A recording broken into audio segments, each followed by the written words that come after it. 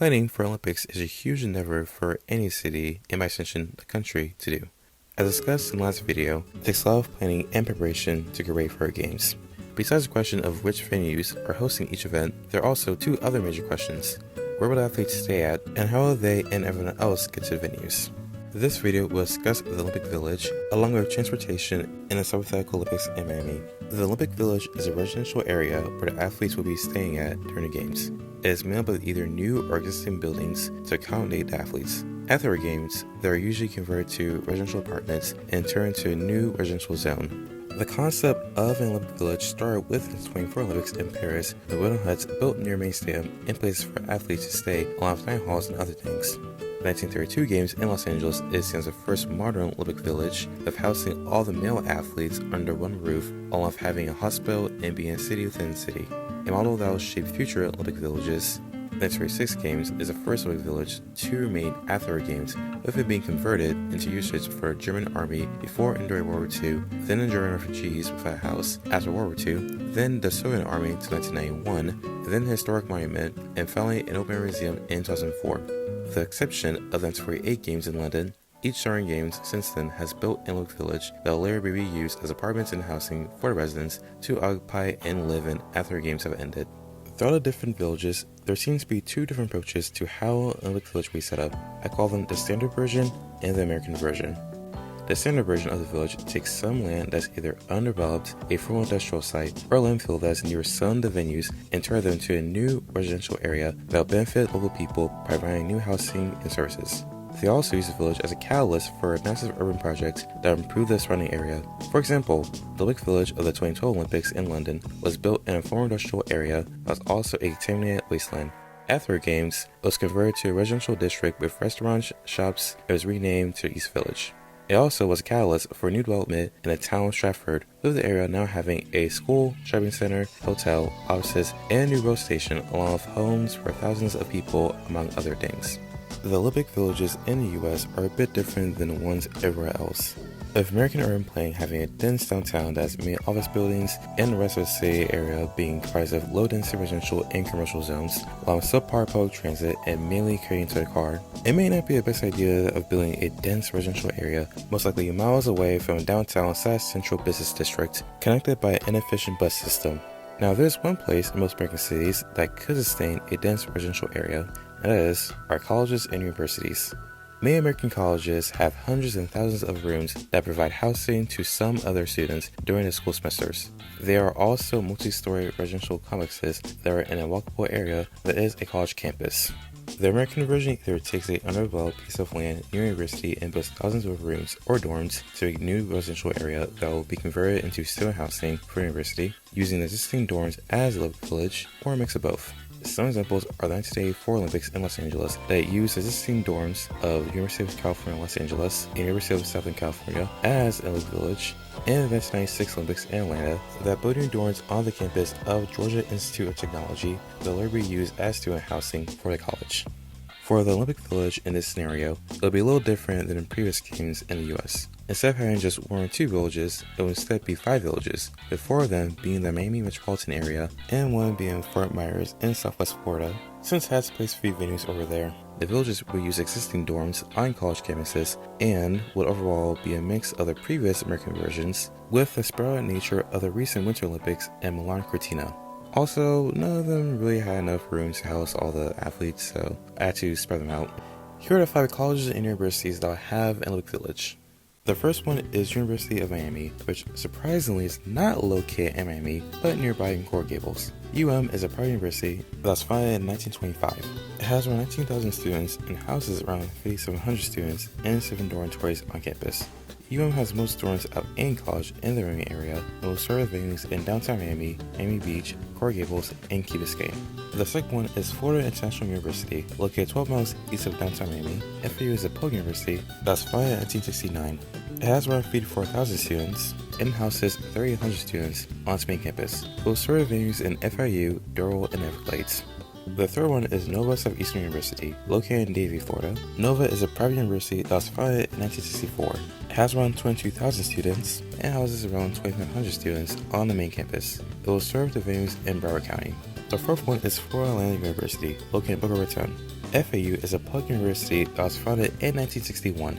It has around 32,000 students and houses around 5,300 students in its main campus. It will serve the venues in Palm Beach County. The fifth and final one is Florida Gulf Coast University, located near Estero. FGCU is a public university founded in 1997. It has around 16,000 students and houses around 4,700 students on its campus. It will serve the venues in Lee County, where Fort Myers and Estero are located.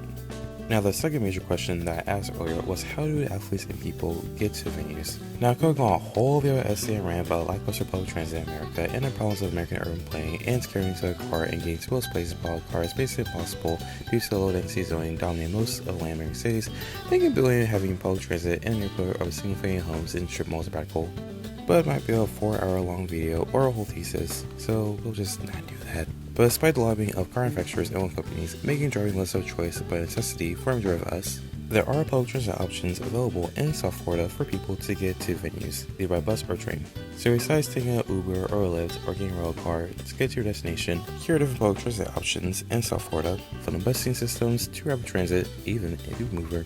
Let's start with the different bus systems in the region. Lee Train is a bus system that operates in Lee County. It has 22 routes and weekday ridership average, mean high rotating system, of 5,700 and an annual ridership of 1.8 million. It has a fare price of $1.50. With a county population of 860,000, around 0.7% of the population rides a bus every day. It is by far the smallest system and the cheapest one. Palm Trail is a bus system that operates in Palm Beach County. It has 30 routes and has a weekday ridership average of 27,000 and an annual ridership of 8.5 million. It has a fare price of $2. With a county population of 1.58 million, around 1.7% of the population rides a bus every day. Broward County Transit, or BCT, is a bus system that operates in Broward County. It has 44 routes and a weekday ridership average of 69,100 and an annual ridership average of 23.3 million. It has a fare price of $2 as well. With a county population of 2 million, around 3.5% of the population rides a bus every day. Metro Bus is a bus system that operates in Miami-Dade County.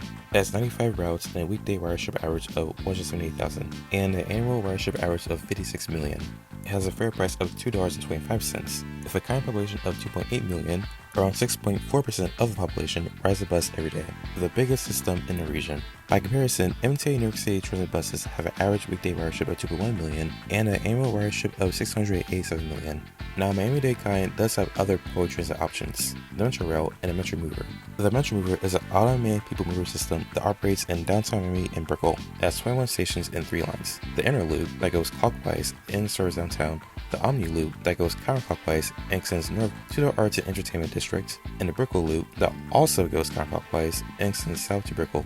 Its total length is around 4.4 miles. It has a weekday ridership of 25,600 and an annual ridership of 7.6 million. The best part is that it has no fare, so it's completely free.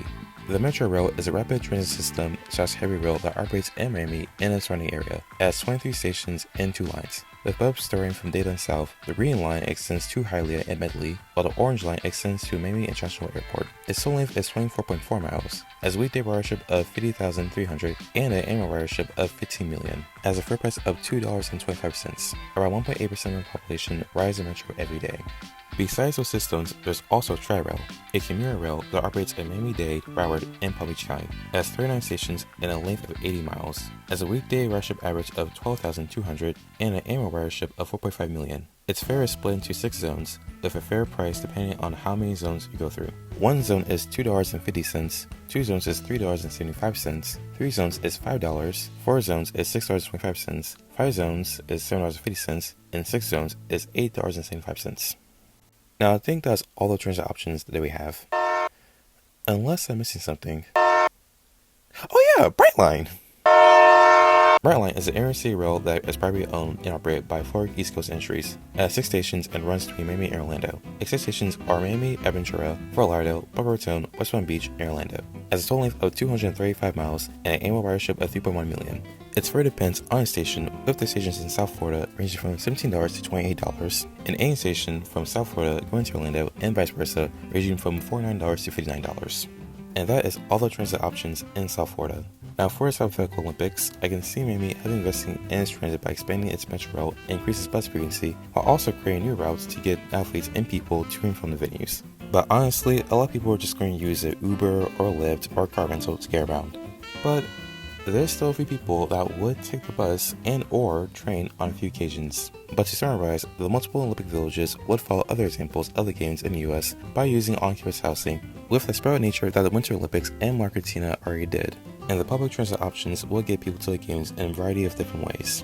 Although there would need to be a lot of investment to expand them to accommodate the millions of people coming down for games, or else you'll get a lot of Miamians complaining about the already bad traffic being worse. And so, that concludes the second part of the Miami Olympics proposal. Now the third and final part would finally be going over the venues that will host all the events in this Olympics. This is all I have for now, so I can subscribe and goodbye.